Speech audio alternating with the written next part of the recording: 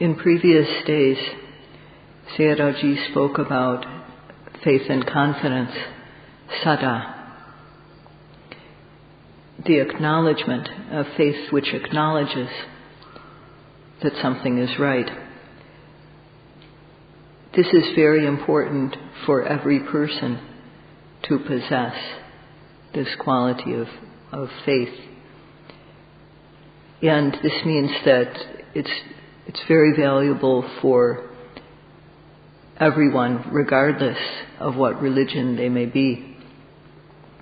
Why this is because people nowadays are not able to control themselves, and they attack others. They try to dominate others, and this comes about because they are not able to control themselves.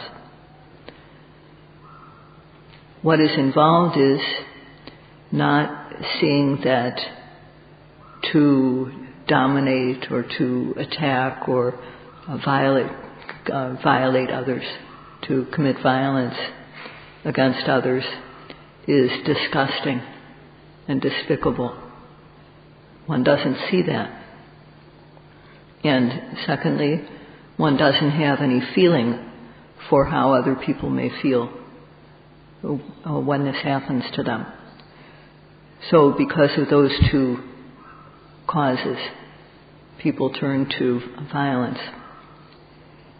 And this happens because their minds are not straightforward. Their minds are not upright.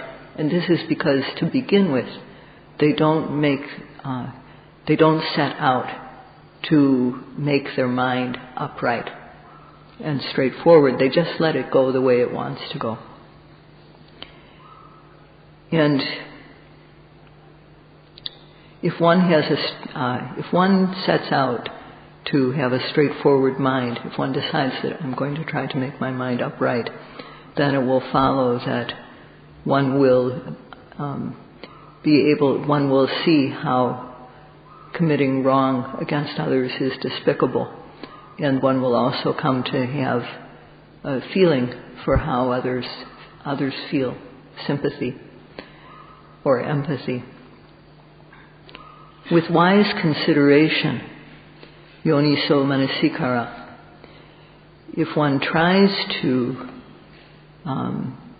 be free of fault, if one tries to make one's physical, verbal, and mental behaviors free of fault, then this will happen.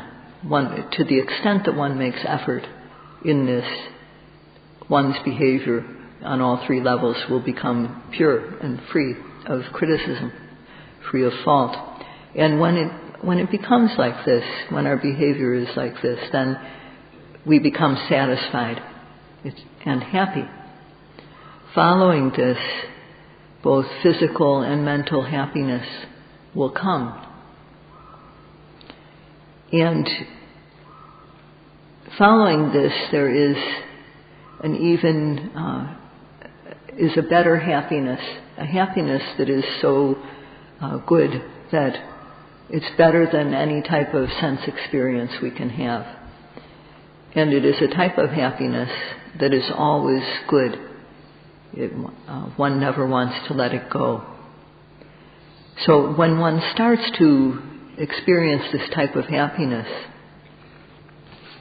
then one will try even harder to make one's body, speech, and mind even more pure.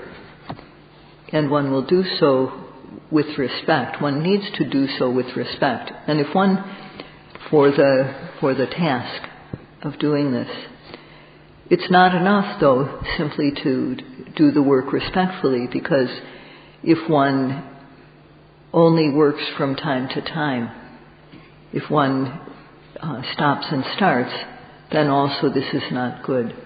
So the work not only needs to be done with respect for the task, but also it should be done continuously.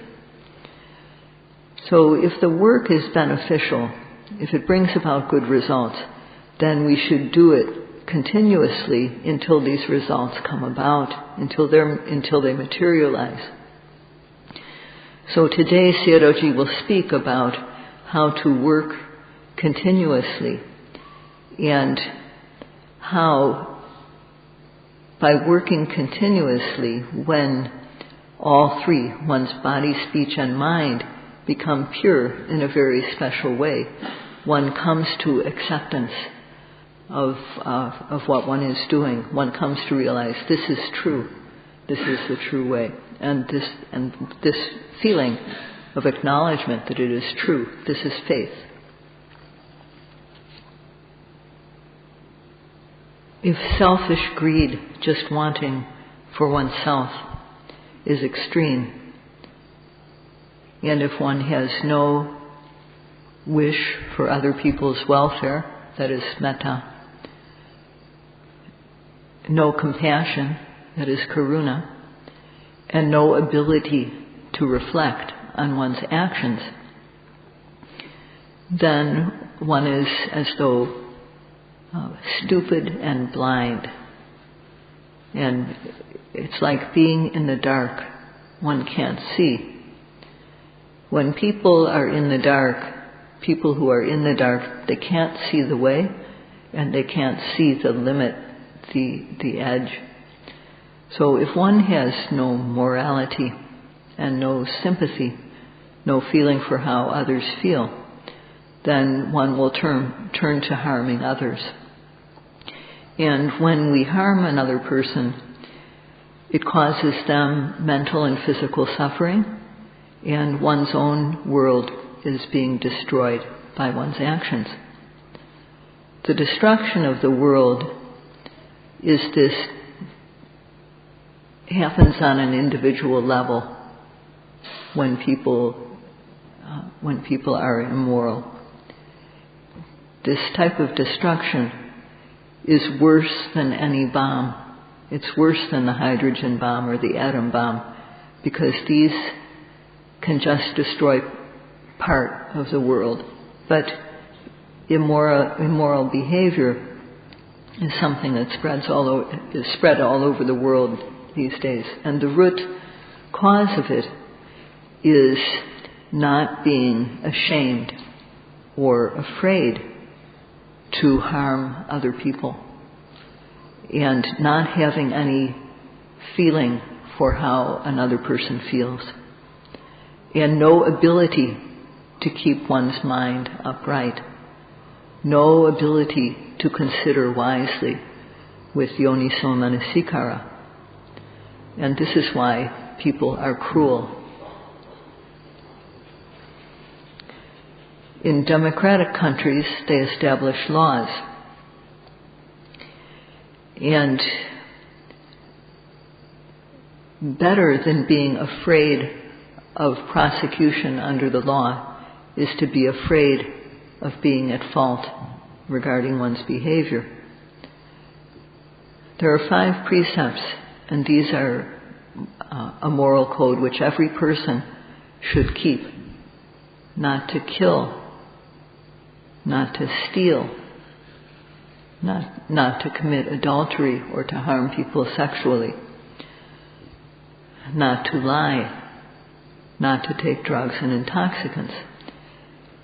And these things, these are actions which we should avoid due to a moral shame and moral fear about doing these types of things, or because one doesn't want to harm others, because one knows how it would feel to be harmed. If only half of the world would keep the 5 precepts, the world would be very peaceful. The most important basis for world peace to come about is the 5 precepts.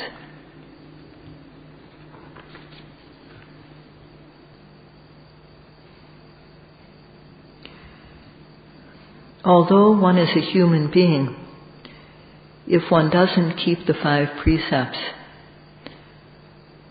not knowing the benefits of keeping them, not knowing the faults of breaking them, then there will always be transgression.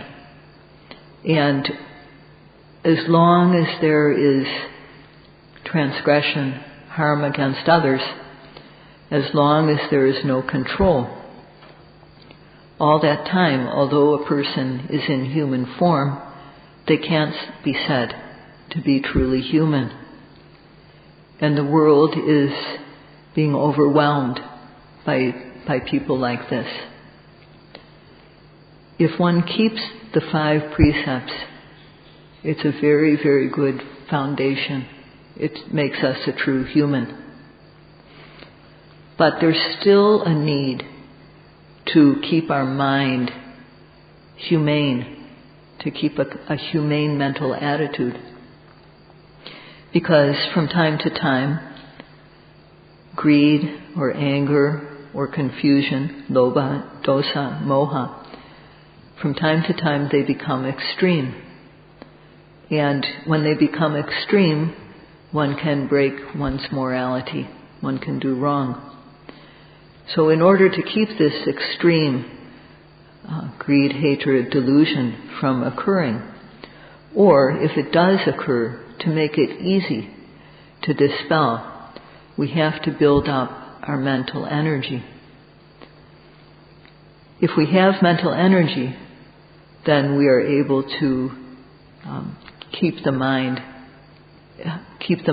with a good mental attitude, and our mind will become even better, more clean. So for this, to do this, we can either develop what are called the Brahma Viharas, or we can develop the practice of Satipatthana. And if we develop these so that our metta, karuna, mudita, upekkha, our wish for others' welfare, compassion, our joy when others feel happy, and our equanimity, when these become strong, then the mind which wants to kill or to harm, the mind which wants to take that which doesn't belong to us, the mind which wants to transgress sexually, the mind which wants to lie for one's own benefit, the mind which wants to indulge in drugs and intoxicants which help to push us along the wrong path. These types of consciousness don't arise when metta, karuna, mudita, and upekkha are strong. And this is very good when these types of mind don't arise. This is what bhavana, or mental development, can do. It can aid us in making the mind pure and clean.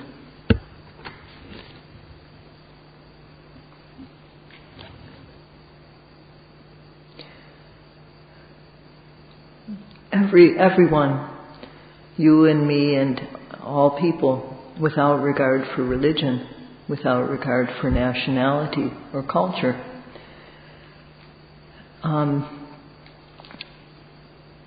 there's a way, for all people, there's a way to keep the mind good, to keep one's mental attitude good. And this is called the Brahma Viharas. Brahma Vihara means excellent dwelling or an excellent way to live. And there are 4 kinds of meditation that make up the Brahma Viharas. The first is metta, second is karuna, the third is mudita, and the fourth is upekkha. The first, metta, or also called loving kindness meditation. Metta is the wish for others to be well, for them to be happy, for them to be fulfilled in every way. It's this type of goodwill. And if this type of attitude is in our mind, then this is loving kindness, metta. And with this attitude in the mind, then dissatisfaction, anger cannot arise. Metta is the opposite of dosa or anger. Secondly, there's the attitude of not wanting others to suffer. And when seeing others who are suffering, one wants to remove their suffering. One wants to dispel their suffering. This is called karuna, or compassion. The people of the world need to have these qualities of metta and karuna, wanting others' welfare and wanting them not to suffer. And if we do have these two attitudes, then when we see that others are well, they have what they need, then one feels happy. One's mind feels joy to see the well-being that others have. Because one is free of envy and jealousy, because of one's metta, that one wants others to be well. So one doesn't feel jealousy when one sees another person in a good situation. This quality is nearly absent in the world. It's almost zero. And the fourth attitude is to understand that being well, being happy, not being well, not being happy, each of these has their causes. These arise due to causes. And understanding this, one doesn't feel sad when one sees others in difficult circumstances. And one also doesn't feel happy when one sees people in good circumstances. One is able to view things with equanimity, with a balanced view. If one doesn't have balance, if one doesn't have the ability to look with equanimity, then one will take sides, one will tend to lean. These four Brahma-viharas, these four qualities, are compared in the text to a mother who has 4 children. And the first, the youngest, is still nursing. The second one is a bit older and has been weaned, though the child is no longer nursing. And the third child, the second oldest, is running around. He's really healthy. And the fourth child is the eldest and capable, can stand on his own, his or her own. So this, in this way, the mother has four children. And the first child, who is nursing, she wants the child to be well. And she wants the child to drink enough milk so that the child will be healthy. So she has the wish for the child's welfare. This is like metta. And the second child, he or she, maybe she, has just been weaned. So the child is a bit sickly, not too healthy yet. And the mother wants the child to be well. She wants the child not to be sickly. And this is like karuna. The third child is running around, playing, and when the mother sees how healthy the child is, she feels happy. This is like mudita.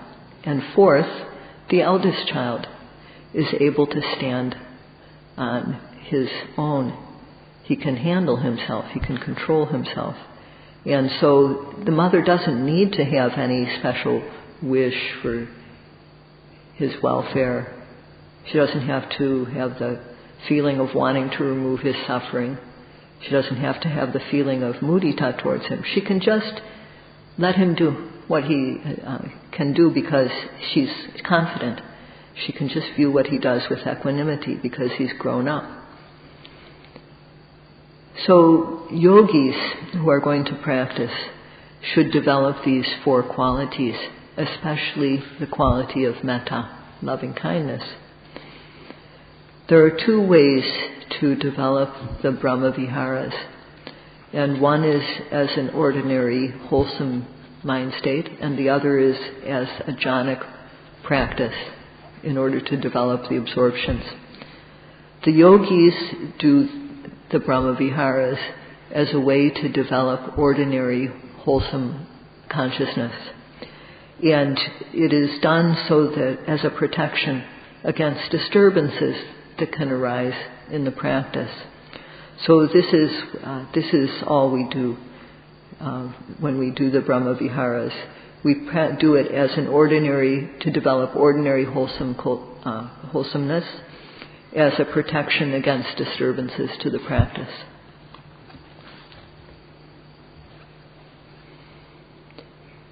Just as one can develop the wish for others' welfare as an ordinary, wholesome mind state, so too it can be developed as a jhanic practice to develop the absorptions. But whether it is done as an absorption practice or as an ordinary, as a practice to develop ordinary wholesomeness, it is said, tetang charang niseno, that it should be done while standing, while walking, while sitting. One should develop the attitude, may they be well, may they be happy, peaceful, may they be well and happy. And also lying, sayano, when lying on the bed. So in all four postures, the four major postures of sitting, standing, walking, sitting, lying down, and also during the minor things that one does, like when there's a cause to bend or to stretch. When one is developing metta as an ordinary wholesome consciousness, then one always develops this attitude in one's mind. Whatever one is doing, one always has metta and tries to have this attitude of may they be well, may they be well. And when one does this, then one moment of metta and another become continuous, and it becomes very strong. And satipatthana bhavana is just like this. So the differences are that metta, when it is done as a jhanic practice, as an absorption, it is not able to know mind and matter, which are related as cause and effect. The object that meditation takes is a conceptual object. It is the concept of a person or persons.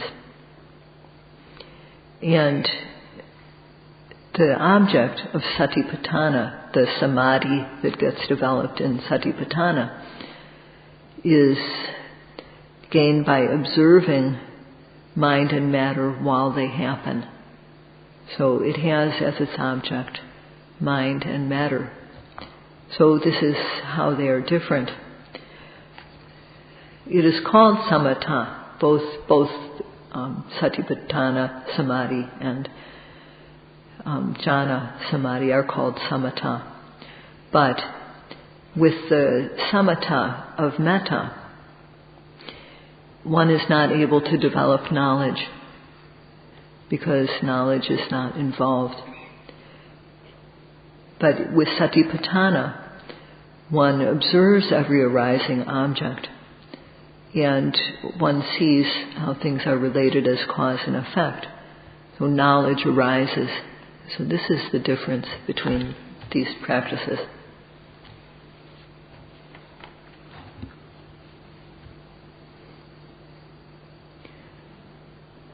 Work that is valuable and very profitable, just as it should be done with respect for the task, it should also be done with continuity. If one starts and stops, works then rests, takes time to think or speak or gaze, look here and there, If one just takes it easy from time to time, then that won't be effective. One moment of observation and another should be continuous. One should follow another exactly. So during the sitting, one should try to make one's noting, one's observation, be without a gap, so that one follows another immediately. And when one goes from sitting to standing also, one should pay attention one should observe each action one makes in the process of going from sitting to standing, so that there's not a gap in between. And when one is standing, then one is about to walk somewhere, and putting the attention on the legs, one walks, all going from one posture to the next. One should try to make one's notings, one's observation as continuous as possible. And when there's other actions that one does, due to causes, bending and stretching and so on, one should also observe, so that one observation and another, one noting and another, are contiguous. And then power will develop. So when the pure mind occurs one after another without a break, then amazing power develops. So it won't work to start and stop. One should move about like a sick person, and one also should try to keep one's mind on what one is doing, so that one's observation occurs continuously. That is called sattajacuriya, working so that there's no gaps in between. So that the first noting is followed by the second is followed by the third, a third noting is followed by a fourth. So one has to make one's notings follow one after another. Although the posture changes, one's observation should not. One should have continuity of observation. And one can make a resolution, may I not have any gaps. One can do this as an aid. So, by working in this way, to work not only respectfully but without a gap in one's observation, this will make the powers, the mental powers starting with faith, strong. That is, when knowledge develops. When knowledge develops, then one's faith will become strengthened and one will come to acceptance. This is a development of one's faith.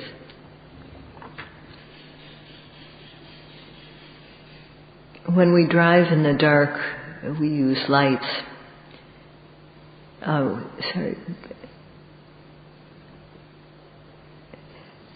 Speaking about how lights are lit up, Sayadaw was talking about this.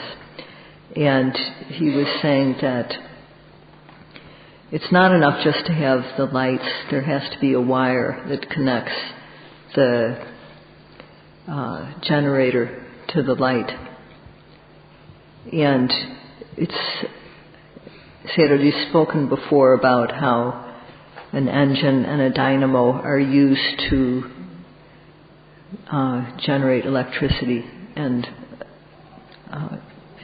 light up light bulbs. So the engine and the dynamo need to be connected, and they're joined. And when the dynamo turns, then it generates electricity, and the electricity travels along a wire, and the light bulb lights up. The engine and the dynamo are connected with a belt, and this belt has to be just right. There always has to be motion happening in order for the electricity to be generated and for the light to be continuously lit. So for the practicing yogis, it is similar to this. that when the object appears, the thing to observe appears, then one has to apply effort and aiming in order to observe it each second of the time. And this is like generating electrical power to turn on the light. So the yogis practicing are like the dynamo and the engine. They have to be, there has to be constant movement. There has to be constant movement. And also, the switch needs to be turned on. So if the switch is turned on, then the pathway will be open for the electricity to travel along the wire and the light to go on. If the electricity doesn't flow, then the light won't go on. And the flowing of the electricity, the way it flows without a break to keep the light on, is compared to how the yogis have to work. Satyajakirya, that they should be working every second of the time when they're awake. So that only when one's observation is continuous like this without a break will knowledge arise. So Sayadaw has been speaking today about the third among the 9 causes for the ruling faculties, starting with faith, to become keen and strong. And he will continue speaking about this tomorrow. If one practices with respect for the practice and with continuity of observation, this is enough to progress. So Sayadaw urges all of you to work in this way. That's all for tonight.